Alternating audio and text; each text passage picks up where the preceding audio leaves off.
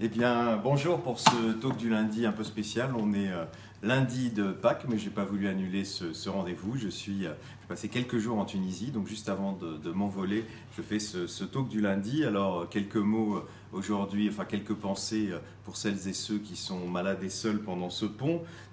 Prochain rendez-vous dont je vais vous parler, c'est Tarbes, les élections présidentielles, et bien évidemment toujours dans l'actualité. Et puis l'enquête d'envoyé spécial dont beaucoup d'entre vous ont entendu parler sur les sondages. Je voudrais dire un peu ce que j'en pense. Et puis enfin, le livre du jour, ce sera aujourd'hui la nuit, mais je vous en parle dans quelques secondes. Alors, un talk du lundi un peu spécial. Vous êtes certainement chez vous, avec vos proches, en tout cas pour la plupart, parce qu'il y a des gens qui travaillent. Et je voudrais remercier toutes celles et tous ceux qui travaillent, les soignants, les policiers, les serveurs, les boulangers, les artistes, les fonctionnaires de permanence, les élus de permanence, enfin, toutes celles et tous ceux qui sont là pour que nous passions tous le meilleur des ponts. Je voulais les remercier. Et puis avoir, comme toujours, pendant cette période, une pensée pour à la fois ceux qui sont très seuls et puis surtout ceux qui sont très malades. Parce que la maladie, la souffrance ne prend ni vacances, ni pont. Et je voulais vraiment avoir une pensée pour vous, car je sais à quel point dans ces périodes-là, c'est beaucoup plus difficile d'être à la fois dans la solitude, quand elle est forcée bien sûr, et puis d'être dans la maladie. Alors, cette semaine, je vous retrouverai à Tarbes. Ce sera vendredi à 18h30. Donc, si vous êtes dans cette région, ce sera un grand plaisir. Vous aurez toutes les informations à la fois sur le site de l'ADMD, les réseaux sociaux de l'ADMD, et bien sûr sur mon compte Twitter ou Facebook, Jean-Luc Romero. Mais je crois que depuis le temps, vous connaissez. Alors, les élections présidentielles, comme vous l'avez vu dans cette élection tout à fait surréaliste, un seul thème de société arrive un peu à sortir, c'est quand même celui de la fin de vie. Et d'ailleurs, je remercie TF1 qui, durant toutes ces semaines, a interrogé tous les candidats sur la question de la fin de vie. Donc on sait la position aujourd'hui de tous les candidats et c'est important. Je vous rappelle que 4 candidats soutiennent plus ou moins, certains d'une manière plus déterminée. Je pense à donc, Philippe Poutou, Nathalie Arthaud, et puis bien sûr Jean-Luc Mélenchon et Benoît Hamon qui depuis longtemps défendent cette cause. Donc vous voyez, ce thème, malgré les circonstances un peu compliquées, arrive à peser dans la campagne. Et puis ce sera à nous de peser après pour les législatives, parce que je vous le rappelle, pour nous l'enjeu va être ces élections législatives, où on va avoir, je vous l'ai déjà dit, des candidats qui vont venir pour beaucoup de la société civile aussi, notamment, qui seront moins soumis aux diktats des partis politiques et qui seront donc à même, je l'espère, de voter une loi sur la fin de vie. Alors certains nous ont reproché parfois d'interpeller beaucoup Emmanuel Macron. C'est vrai parce qu'il a dit qu'il était plus ou moins favorable, mais qu'il ne souhaitait pas une loi dans son mandat. Et son représentant, Jean-Louis de Touraine, qui est venu au Cirque d'Hiver quand nous l'avons invité, nous a dit que ça pourrait être dans des amendements dans le cadre des lois bioéthiques. Donc évidemment que nous allons faire pression dans les mois qui viennent pour que cette loi puisse venir. Évidemment, nous verrons la semaine prochaine celles et ceux qui se retrouveront au deuxième tour. On y verra plus clair et ce sera beaucoup plus facile pour nous de décider de la stratégie qu'on va mener dans ces élections législatives. Mais ne relâchez pas la garde et en tout cas, quand vous avez aussi dans vos circonscriptions des réunions des candidats aux élections législatives, allez-y. Posez la question, vous avez reçu le journal il n'y a pas très longtemps de la DMD, il y a un encart au milieu qui vous donne les questions-réponses si jamais vous êtes interrogé dans ces réunions. Vous pouvez répondre à tout et surtout dire que la loi qu'on veut, c'est une loi pour tout le monde. Alors j'en viens ensuite à la polémique qu'il y a eu ces dernières semaines après l'émission Envoyé spécial de jeudi dernier, que je n'ai pas vu moi-même, mais j'ai eu beaucoup d'échos de votre part, et puis j'ai lu aussi ce qu'écrivent tous les anti-euthanasie, anti-mariage, enfin les anti-tout, les anti-choix surtout, qui évidemment se sont réjouis de cette enquête à charge. Alors moi je voudrais d'abord dire que Envoyé spécial est une émission pour laquelle j'ai beaucoup de sympathie, une émission d'une grande qualité. Élise Lucet est une très grande journaliste. C'est pour ça que je n'ai pas très compris cette charge qui a été faite globalement contre les sondages, ce qu'on peut tout à fait concevoir, mais qui a pris en exemple particulièrement le dernier sondage qui a été commenté par la DMD pour dire en gros que selon la question, cela induit la réponse. Alors je suis un petit peu surpris parce que d'abord je vais rappeler que le sondage qui a été commandé à l'IFOP par la DMD et la question qui a été posée est celle qu'ont posée depuis 20 ans toujours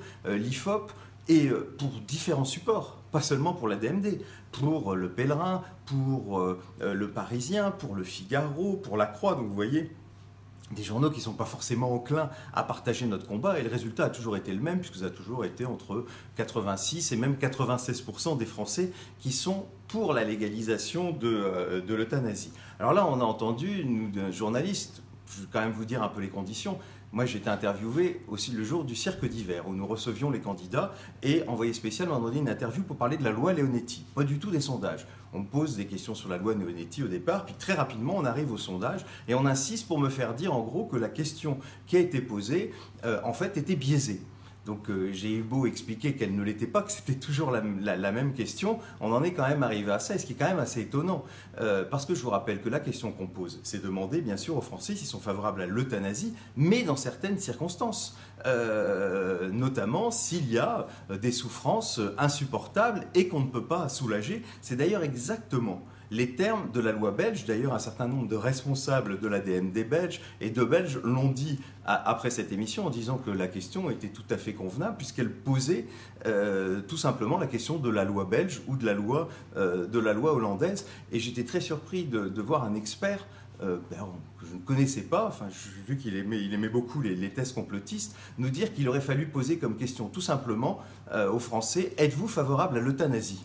Eh bien, moi, je suis très surpris. On ne peut pas poser une telle question. Moi, je ne suis pas favorable à l'euthanasie dans tous les cas. Ça voudrait dire qu'on serait favorable à l'euthanasie, par exemple, pour un petit jeune qui a un chagrin d'amour, à qui on pourra quand même expliquer qu'il en aura d'autres, qu'il aura surtout plein de joie d'amour après, et donc on pourrait lui donner l'euthanasie. On voit que ça n'a absolument pas de sens. Pour poser cette question, il faut la mettre dans les conditions, dans la loi que nous souhaitons, et c'est exactement cette question qui a été posée. Et moi, je regrette qu'il n'ait pas été fait référence à la loi belge pour montrer qu'au final, cette question que nous posons et que d'autres, et je dis des gens qui ne partagent pas notre avis, ont posé depuis longtemps, on voit que poser simplement la question « êtes-vous favorable à l'euthanasie » n'a aucun sens. Et c'est pour ça que je suis très surpris qu'il ait été donné ce temps à cet expert pour nous dire ça. On voit que ça n'a pas de sens en soi, comme d'ailleurs d'avoir opposé ce sondage à un autre sondage de l'IFOP qui posait la question « est-ce que vous préférez avoir des soins palliatifs, de l'euthanasie, etc. » Ça n'a pas de sens, ce genre de question en soi. Parce que moi, je ne sais pas ce que je souhaiterais. Nous, on souhaite à la DMD avoir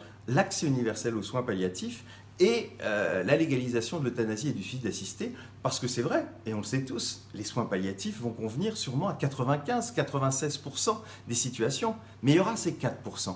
Ces 4% qui seront des dizaines de milliers de personnes. Ça pourrait être vous, ça pourrait être moi, et pour lequel, bien sûr, il faut pouvoir bénéficier de l'euthanasie. Donc on ne peut pas faire des sondages dans lesquels on demande est-ce que vous préférez les soins palliatifs ou l'euthanasie. Ça n'a pas de sens, tout ça est tout à fait complémentaire. Et c'est pour ça d'ailleurs que voilà, ce reportage est quand même extrêmement étonnant. Et je le dis à tous ceux qui se sont réjouis, les anti-choix, allez dans la rue, posez la question aux gens. Demandez-leur s'ils sont favorables à la légalisation de l'euthanasie dans les conditions que j'ai évoquées et vous verrez que, comme toujours, vous aurez une immense majorité de Français qui y sont favorables. Voilà, je voulais faire quand même un peu ce point parce que je sais que ça a pu gêner certains, et puis quand on voit tous ceux qui nous attaquent à longueur de temps, en même temps c'est le jeu, bien sûr, mais qu'ils soient un peu de bonne foi, puis je vous dis qu'ils aillent voir et puis qu'ils comprennent aussi, nous on ne veut pas euthanasier tout le monde, on veut simplement que celles et ceux qui n'en peuvent plus de leur souffrance puissent à un moment dire stop, parce qu'il n'y a pas dans une république laïque un principe supérieur qui vous oblige à vivre le plus longtemps possible, et notamment dans la souffrance. Alors je vais terminer sur le livre de la semaine. Alors un livre qui n'a pas grand-chose à voir forcément avec la question de la fin de vie, mais je vous l'ai dit, régulièrement je vous présenterai des livres qui sont un peu des livres coup de cœur, mais quelque part, la nuit où il peut s'y passer beaucoup de choses, et notamment où on meurt, je vous rappelle, souvent la nuit. Souvent dans les hôpitaux, parce que la majorité d'entre nous allons mourir dans un hôpital, mais ce livre est donc un livre intéressant, il s'appelle La nuit, vivre sans témoin, il est de Michael Fessel aux éditions Autrement. La nuit, c'est un moment à la fois qui peut parfois faire peur, mais qui est aussi un moment de fête, un moment de joie, un moment de rêve, un moment pour dormir, enfin bref, une belle étude sur la nuit. Je trouve que c'est assez... il y a beaucoup de fond, puis c'est en même temps assez distrayant. Donc c'est le livre que je vous conseille pour cette semaine. Je vous souhaite en tout cas encore un bon lundi de Pâques pour celles et ceux qui peuvent en profiter.